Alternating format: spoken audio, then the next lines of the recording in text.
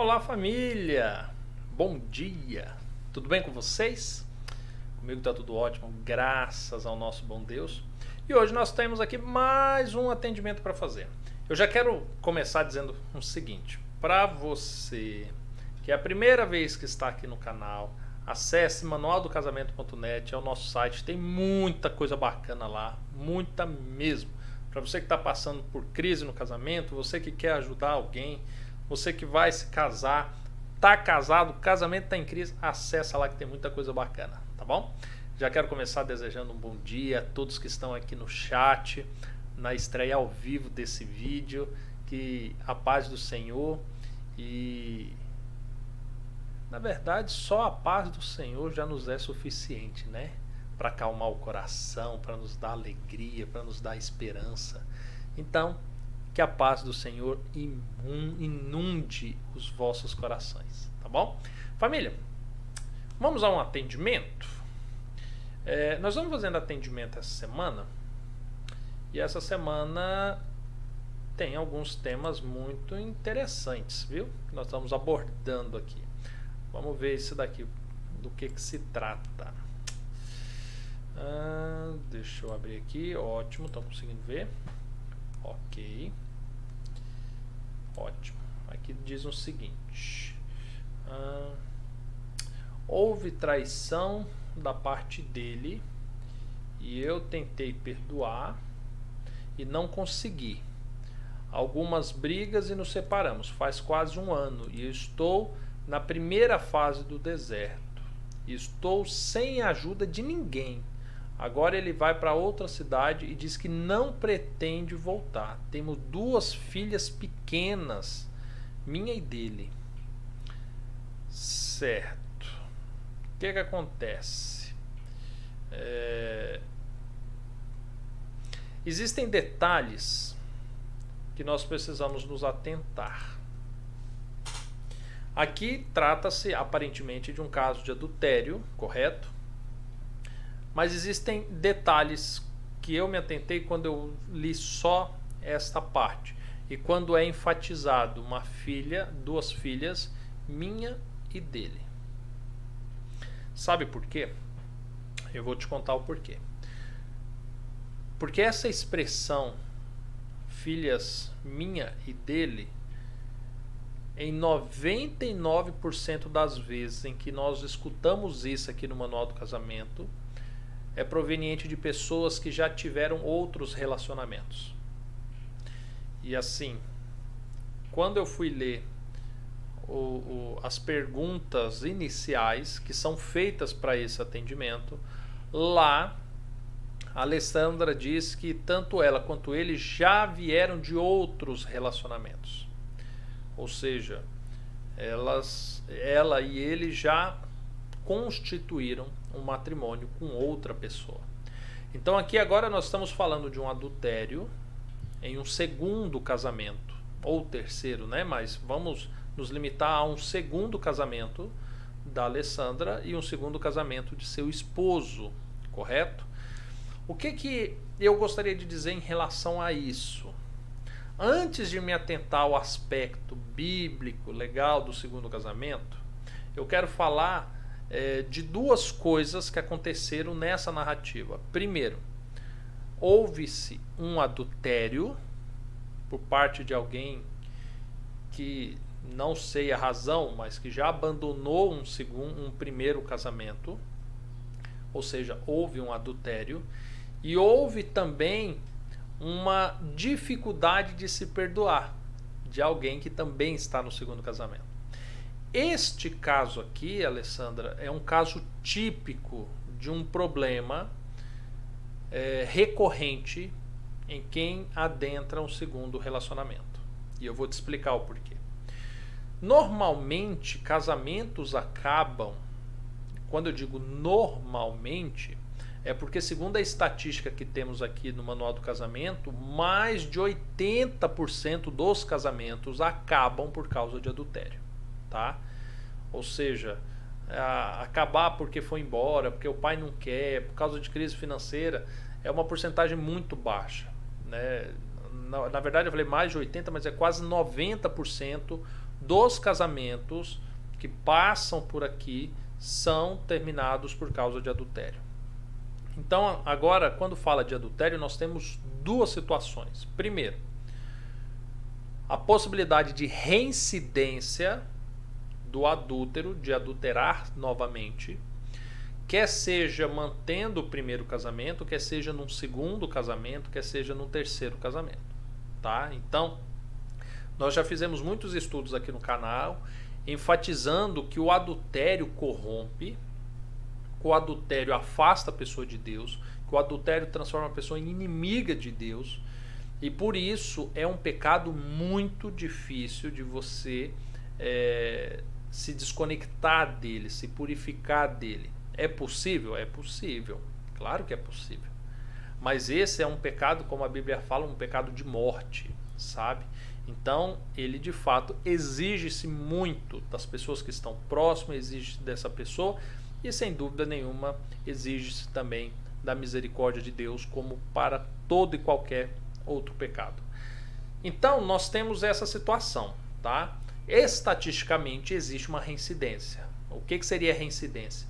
O homem que adulterou no seu primeiro casamento e separou, ele vai adulterar no seu segundo casamento, no seu terceiro casamento e assim por diante. Diego, você está julgando meu marido? Não, não estou julgando o seu marido, não estou julgando outras pessoas que estão assistindo esse vídeo. Eu estou apresentando estatísticas. As estatísticas que temos comprovam que existe reincidência. Por quê? O pecado, quando ele não é resolvido, como não foi no primeiro casamento por causa do adultério, este pecado ainda está vigente na vida dessa pessoa. Então ela vai pecar novamente. Tanto que a pessoa que se casa pela segunda vez, antes de se casar pela segunda vez, ela se envolve com outras pessoas. Ou seja, parece que dá um desejo quase que insaciável de se deitar com outras pessoas até o momento em que decide se casar novamente. Ou seja, isso não é julgamento, tá? Isso são fatos, são estatísticas de que ocorre dessa maneira. Então, a princípio, no seu caso, nós vemos esse extremo. Alguém que adulterou num primeiro, vem adulterar no segundo. E vai continuar adulterando se não resolver esse problema deste pecado. Um outro extremo que nós temos é da pessoa que foi traída. Normalmente, quem é traída tem uma séria dificuldade em perdoar. E por causa da falta do perdão, normalmente acaba-se o primeiro casamento. Entenda que é uma via de mão dupla. Da mesma forma que muitas das vezes, eu estou falando de primeiro casamento, ocorre um adultério e essa pessoa ela não quer deixar de adulterar, aquele que foi traído também não perdoa e não consegue também trabalhar para restaurar o casamento. Você entende? Ou seja, um erra de um lado, o outro erra do outro e por isso o casamento não é restaurado. Só que essa pessoa que não perdoou no primeiro, ela vai acompanhar um fardo enorme de um perdão não liberado desse primeiro casamento e ela vai carregar no segundo. Então ela vai ter ciúmes, ela vai ter medos, ela vai ter insegurança, ela vai sempre temer que isso poderá acontecer novamente. E se porventura acontecer novamente, o perdão vai ser muito mais difícil, porque na cabeça dela ela fez tudo que ela não fez no primeiro para impedir que isso acontecesse. Mas aconteceu. E então por isso perdoar vai se tornar muito mais difícil. E no seu caso nós vemos as duas coisas. Nós vemos novamente um adultério no segundo casamento e nós vemos uma dificuldade de perdão. Entenda que eu estou analisando a sua situação com base em inúmeros casos que nós atendemos aqui no manual, com algumas semelhanças. Talvez você diga assim, Diego, mas no meu caso tem detalhes que são diferentes. Ótimo. Entenda que eu estou te aconselhando, estou estendendo esse conselho aos outros membros da família, com base nas poucas informações que você me passou, tá? O que eu te aconselho com base nisso que você me relatou? A Bíblia não dá margem para um segundo casamento. A Bíblia deixa claro que aquilo que Deus uniu, o homem é incapaz de separar. Em 1 Coríntios capítulo 7, verso 39, é dito que apenas a morte separa um casal depois que Deus uniu. Então, se porventura você já foi unida a outro homem e seu marido já foi unido a outra mulher, este relacionamento de vocês é um adultério. Então não há o que se falar de restauração nesse caso, tá? Não há o que se falar de restauração nesse caso. A única circunstância que poderíamos falar de restauração é se o teu primeiro casamento acabou porque o teu marido faleceu, tornando você uma viúva. E se porventura a primeira mulher do seu marido também faleceu, tornando ele viúvo, então ok, aí seria lícito o seu casamento. Caso ao contrário, já não seria, tá?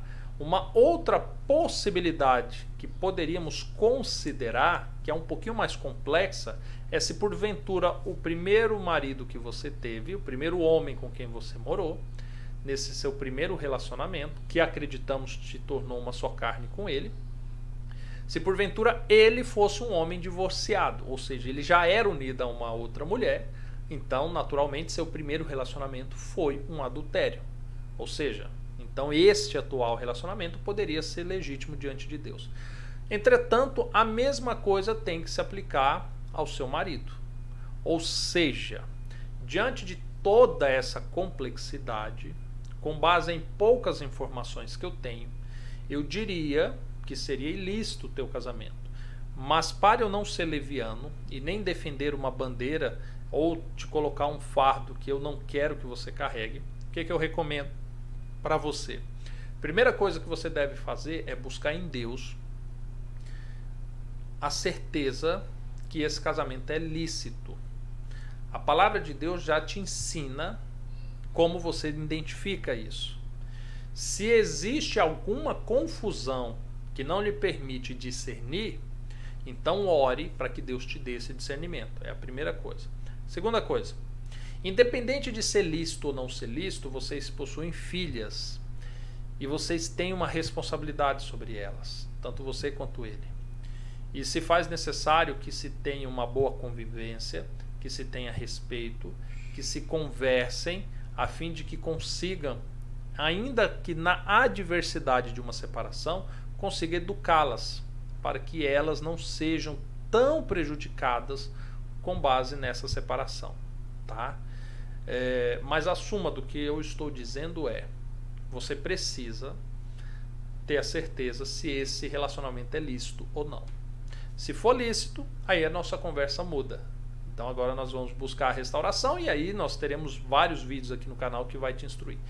Agora, se não for lícito, minha irmã, aí convém de fato que você confesse a Deus esse pecado, que você se arrependa e peça perdão e que você abandone esse pecado, tá?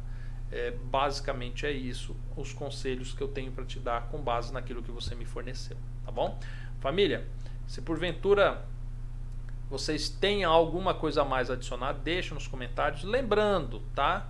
Que quem mandou essa mensagem é uma pessoa que está ferida, que está machucada, que ainda que seja possivelmente o segundo, terceiro, quarto casamento dela, é uma pessoa que está frustrada por não conseguir a tão prometida felicidade no casamento.